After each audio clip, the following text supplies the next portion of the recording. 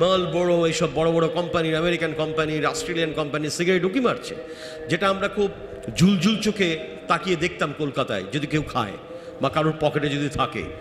বাবারে এ কি ভিন্ন গ্রহের মানুষ নাকি, পকেটে 55। তো এই যে মধ্যবিত্ত শ্রেণীর যে লোক, গরিব আরো গরিব হয়ে গেছে, বড় লোক আরো বড় লোক, এটাই তো ইকোনমিক্সের একটা বড় থিওরি। আমি ইকোনমিক্সের লোক নই, কিন্তু এটা বোঝার জন্য ইকোনমিক্স না পড়লেও চলে, যে কোনো লোকই বুঝতে পারবে। পৃথিবীর যে কোনো অর্থনীতি এই একটা ভয়ঙ্কর দ্বন্দ্বের ওপরে দাঁড়িয়ে আছে, যে গরিব ক্রমশ গরিব হবে এবং বড় লোক ক্রমশ বড় লোক হবে। এবং ঘটনাচক্রে ভারতবর্ষের পৃথিবীর বড় লোকের তালিকা যা দেখা যায়, একেবারে প্রথম দিকে ভারতবর্ষের কয়েকজনের নাম আমি আর নামগুলো বলতে চাই না, রোজ কাগজে দেখেন, আর নতুন করে বলবো কি। তো সুতরাং বাংলাদেশে কিন্তু এই অবস্থাটা আরো খারাপ। বাংলাদেশের এই শ্রেণীটা, গরিব শ্রেণীটা, এদের আর একটা পজিটিভ দিক হলো, এরা কিন্তু বাংলা ছাড়া এদের কোনো গতি নেই। আমাদের এখানেও কিছুটা, যিনি গরিব তার ভাষা বাংলা হতেই হবে, আমি বাঙালিদের কথা বলছি, তার তো আর কোনো অল্টারনেটিভ নেই। কিন্তু অল্টারনেটিভ যে সমাজটার কাছে ছিল, আমি খুব বৈজ্ঞানিকভাবে আপনাদের বুঝিয়ে দিচ্ছি, এই মাঝখানের অংশটা, এইটা হচ্ছে কলকাতা বা পশ্চিমবঙ্গের এই যে ডেমোগ্রাফিক যে প্যাটার্ন, এই প্যাটার্নের মধ্যে দেখা যাচ্ছে মাঝখানের অংশটা বিরাট ছিল। সেটা হচ্ছে বড় লোক ছিল, আছে, থাকবে, গরিব আছে, গরিব ছিল, থাকবে। কতটা গরিব, আরেকটু কোনো গরিব এই জায়গা থেকে আস্তে আস্তে চেষ্টা করে পড়াশোনা করে হয়তো মধ্যবিত্ত বা নিম্ন মধ্যবিত্ত শ্রেণীর মধ্যে প্রবেশ করে। অনেক বাঙালির ঘরে ঘরে এর ইতিহাস ছড়িয়ে আছে। আমার কথা হলো, এই যে বিরাট পরিসরটা ছিল মধ্যবিত্ত শ্রেণী, শিক্ষিত মধ্যবিত্ত বলে এটা বাঙালির একটা কথা আছে এবং গর্ব করে আমরা সেটা বলতাম, এই শ্রেণীটা কিন্তু এপারেও পশ্চিমবঙ্গে আস্তে আস্তে সংকুচিত হচ্ছে। এখানে সংকুচিত হচ্ছে অর্থনৈতিক কারণে নয়, এখানে সংকুচিত হচ্ছে নিজেকে অপমান করার জন্য। যে বাবা মায়েরা বুঝতে পারছেন না, আর এই বাবা মায়ের মতো আমিও পড়ি, আমাদের প্রত্যেকের দোষ। এটা এরকম নয় যে আমি শুধুমাত্র আমি যে আপনাদের দোষারোপ করছি, এখানে যারা বয়সে বড় আছেন তাদেরকে দোষারোপ করছি বাবা হিসেবে, তা নয়। এর মধ্যে আমরা সকলে পড়ি, এটা সিস্টেম। আমি তো আমার ছেলেকে এখন আর বাংলা পড়াতে পারি না, সে তো সেই যাদবপুরের ট্র্যাডিশনের মধ্যে পড়ে গেছে। আমি যাদবপুর ভালো খারাপ হিসেবে বলছি না, হয়তো খুব ভালো, হয়তো খুব খারাপ, আমি জানি না।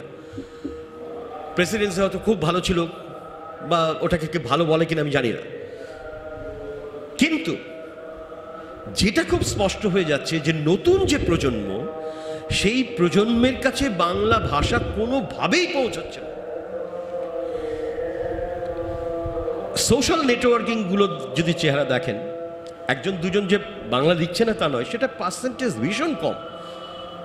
কিন্তু সেটা তার কারণটা কি? এই দেখুন, অভিশাপটা কোথার থেকে আসে। এটা হিন্দিতে বা কন্নড়ে পার্সেন্টেজটা অনেক বেশি ওদের ভাষায়, সোশ্যাল নেটওয়ার্কিংয়ে। কিন্তু আমাদের ছেলেপেলেরা বেশিটা ইংরেজিতে করে। তার কারণ হচ্ছে, এটা হচ্ছে প্রথম ভারতবর্ষের সেই পটভূমি যেখানে প্রথম ইংরেজি ঢুকেছিল, প্রথম ইংরেজি চর্চা, প্রথম ইংরেজিতে লেখালেখি, প্রথম আমরা ইংরেজ হলাম, প্রথম ইংরেজকে বোঝালাম দেখো আমরাও কত ভালো লিখতে পারি ইংরেজিতে। হ্যাঁ, এবং তখনকার যুগে স্টেটসম্যান একটা রাজকীয় পত্রিকা, যেটার আজকে প্রায় দৈন্য দশা, চোখেই পড়ে না কোথাও। তো এইরকমভাবে আমরা কিন্তু এখান থেকে উঠে দাঁড়ালাম, সারা দেশকে বলতে পারলাম দেখো আমরা এটা পেরেছি। কিন্তু এখন তো দেখছি রিভার্স পোস্ট কলোনিয়ালিজমের যুগ চলে এসছে। এখন তো আমাকে উল্টো করে মারতে হবে, আমি তো মার খাচ্ছি এখানে। বাংলা আমার ভাষা যদি মার খায়, আমার ইংরেজি বলে হবেটা কি? দুদিন বাদে আপনি বিদেশে যাবেন, লোকে আপনাকে প্যাক দেবে, লোকে আপনাকে ছ্যাঁচা করবে যে আপনি আপনার মাতৃভাষায় কথা বলতে পারেন না, আপনার ইংরেজি বলছেন। এই খেলো বলে এই প্যাক বাঙালি দুদিন বাদেই খাবে। এবং যে পরিমাণে বাংলা ছেড়ে ইংরেজি ভাষায় সাহিত্য চর্চা করে বিদেশে একটু নাম করার চেষ্টা করছেন, বিদেশে নাম হলেই এখানকার কাগজগুলো লাফিয়ে পড়বে। আপনাকে স্বীকৃতি কেউ হয়তো এখান থেকে দিল না, আপনি চেষ্টা করে নাসায় চলে গেলেন, নাসায় যেই আপনি চলে গেলেন, বিজ্ঞানী হয়ে গেলেন, নাসার বিজ্ঞানী যদি হতে পারেন একবার, তাহলে কয়েকটা হেডলাইন আপনার জন্য বাধা রয়েছে। সুতরাং এটাই, এই যে পদ্ধতি, এই পদ্ধতির ভাষার ক্ষেত্রেও প্রযোজ্য। সুতরাং যে ভাষাটাকে আপনি মারছেন, যে ভাষাটাকে আপনি শেষ করে দিচ্ছেন, সেই ভাষাটাকে যদি আপনি না বাঁচাতে পারেন, তাহলে কিন্তু আপনি আপনাকেও বাঁচাতে পারছেন না। আমি ঠিক এই জায়গাটা এসেই আমার কথাটাকে আরেকটু সূচিমুখ করে শেষ করব। এখন উপায়টা কি? যে আমি আমার ভাষাটাকে বাঁচাতে পারছি না। আপনি কি যাদবপুরের গেটে গিয়ে বাবা একটু তৈলক্যনাথ পড়, বাবা একটু বঙ্কিমচন্দ্র পড়, বাবা একটু পড়, সমরেশ বসু পড়, বাবা একটু সুনীল গঙ্গোপাধ্যায় পড়, অন্তত কাকাবাবু পড়ে দেখ, অন্তত ফেলুদা পড়ে দেখ, এই করে কি আপনি ভাষা ভিক্ষা করে বেড়াবেন আপনার নতুন প্রজন্মের কাছে? এভাবে হয় না, এভাবে ভাষা বাঁচে না। ভাষা দুটো জায়গায় বাঁচে। একটা জায়গায় বাংলা বেঁচে আছে, যেটাকে বলে গ্রাসরুট। এই গ্রাসরুট হচ্ছে গরিব। পৃথিবীর ইতিহাসে বারবারই, ইনক্লুডিং ইংরেজি, দেখা গেছে যখনই কোনো ভাষার সংকট হয়, ভাষাকে বাঁচায় সাধারণ মানুষ। কেননা সাধারণ মানুষের অল্টারনেটিভ থাকে না। আমি যে ডেমোগ্রাফি প্যাটার্নটা দিয়ে বললাম আপনাদের, সেটাতে একটা অল্টারনেটিভ থাকে। মধ্যবিত্ত শ্রেণীর এখন প্রচুর অল্টারনেটিভ হয়ে গেছে। তাদের পকেটে পয়সা চলে এসেছে, তারা অনেকগুলো অল্টারনেটিভ তাদের সামনে।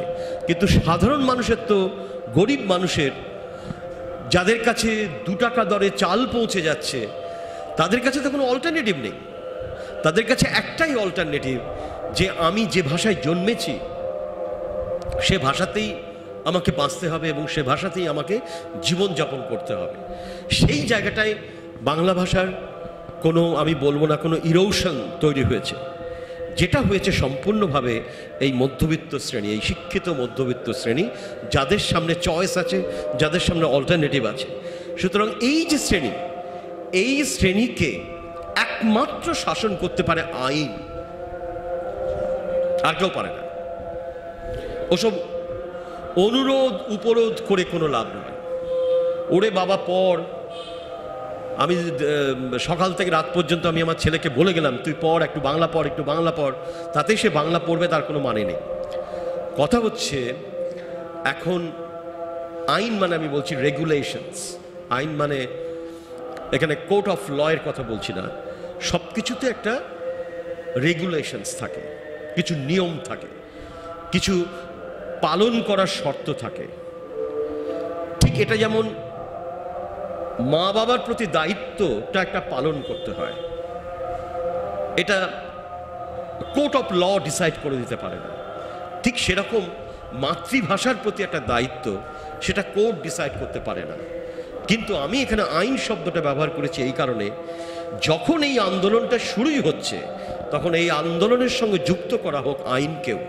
সেই আইনটা হচ্ছে এই, সেই নিয়মটা হচ্ছে এই, যেটা অবশ্য পালনীয় কর্তব্য, সেটা হচ্ছে এই যে আমাদের দাবি করতেই হবে আবার নতুন করে, যে সমস্ত স্কুলে, একেবারে গোড়ায় সমস্ত স্কুলে বাংলা পড়াতে হবে। কোন ক্লাস পর্যন্ত সেসব সিদ্ধান্ত নেওয়ার অনেক বড় বড় মাপের লোকজন আছে। সেটা 6 হবে না 8 হবে না 10 হবে না 12 হবে, সেটা পরের ব্যাপার। কিন্তু সমস্ত স্কুলে বাংলাটা করা দরকার। সমস্ত সরকারি কাজে বাংলা ব্যবহার করা দরকার, হয়েওছে। বর্তমান সরকারও যত প্রতি আগ্রহী। বর্তমান সরকারের একটি প্রকল্পই রয়েছে, আমি এখানে কোনো একদম কাজের কথা বলছি, আপামর জনসাধারণের ভাষার দিক থেকে কাজের কথা। এই সরকার, ওই সরকার, সেই সরকার বলে এই ইলেকশনের আগে আমি কিছু বলছি না, সম্পূর্ণ ভাষাগত কারণে বলছি। যে একটা বিশ্ব বাংলা, এই কনসেপ্টটা তৈরি হয়েছে, যেটা আগে কখনো ছিল না। সেখানে তো বাংলা ভাষা প্রধান। অর্থাৎ রবীন্দ্রনাথ যে জিনিসটাকে ভেবেছিলেন, যে বাঙালি একদিন বিশ্ব বাঙালি হয়ে উঠুক, চেয়েছিলেন রবীন্দ্রনাথ, তার জন্যই শান্তিনিকেতন করেছিলেন, বিশ্ব বাঙালি হয়ে উঠুক। সেই রবীন্দ্রনাথ থেকে অমর্ত্য সেন পর্যন্ত তার উদাহরণ বাংলা ভাষায় রয়েছে। তো সেই বিশ্ব বাংলা প্রজেক্ট যখন রয়েছে, আমরা চাইব এই বাংলা ভাষাকে যেরকমভাবে ধ্রুপদী ঘোষণা করা হোক, সেটা আমাদের সাহিত্য একাডেমি এবং ভারত সরকার সিদ্ধান্ত নেবে। আবার পাশাপাশি এই দাবিটাও আমাদের চাই যে বাংলা ভাষা অন্তত কোনো একটা নির্দিষ্ট সময় পর্যন্ত প্রতিটা ছেলে মেয়ের পড়াশোনার ভাষা, প্রত্যেক দিনের ভাষা, তার পাশে বাংলার পাশে সে ইংরেজি পড়ুক, গ্রিক পড়ুক, ফরাসি পড়ুক, হিন্দি পড়ুক, মালায়ালাম পড়ুক, মোস্ট ওয়েলকাম, কিন্তু বাংলাটাকে বাদ দিয়ে নয়। আমরা এই মুহূর্তে যেখানে দাঁড়িয়ে আছি আমাদের সব আছে, কিন্তু বাংলা ভাষাটা, মাতৃভাষাটা ক্রমশ হাত থেকে পিছলে পিছলে চলে যাচ্ছে। নমস্কার।